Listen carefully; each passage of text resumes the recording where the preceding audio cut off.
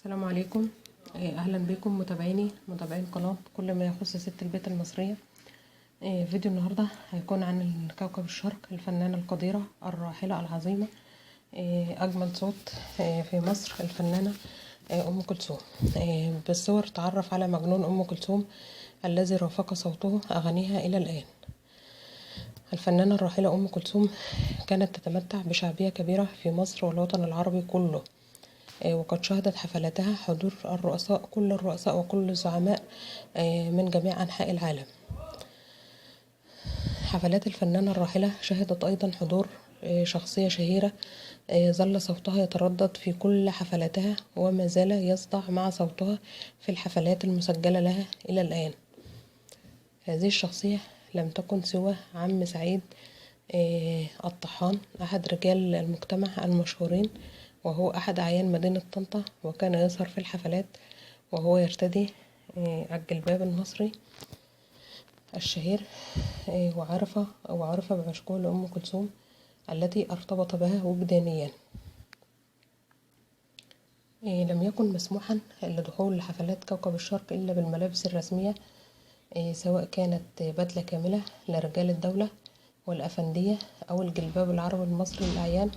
وكان الطحان ينتظر حفلة الخميس من أول كل شهر كأنه على موعد مع الحبيب، ولم يتسنى عن حضور هذا العرس أي سبب.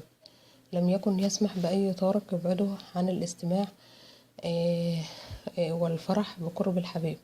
أطلق عليه عدة ألقاب، فهو مجنون سومة، وأطلق عليه أيضا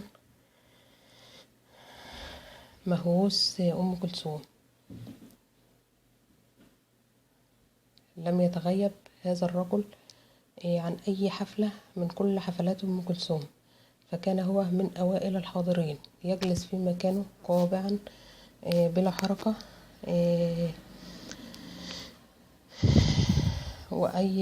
بلا أي حركة تعبيرية، كلها حاضرة متجهة نحو الست،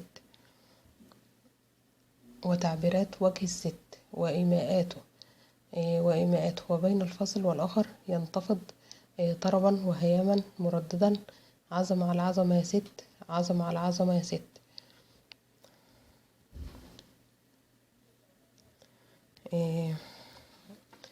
لم يكن هذا الرجل هو وحده فقط الذي يعشق أم كلثوم، بل كان الآلاف من الناس والمعجبين بصوت أم كلثوم، حتى أنها في أحد أغانيها وقع رجل على الأرض يقبل قدميها.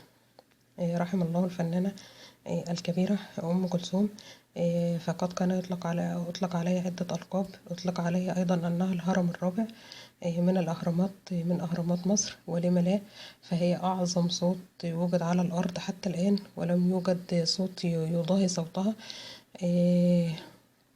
وده كان الفيديو بتاعي معاكم النهارده. اتمنى ان هو ينال رضاكم واعجابكم. ما تنسونيش بشير للفيديو عشان ينتشر، وما تنسونوش بلايكات حلوه كتير من ايديكم.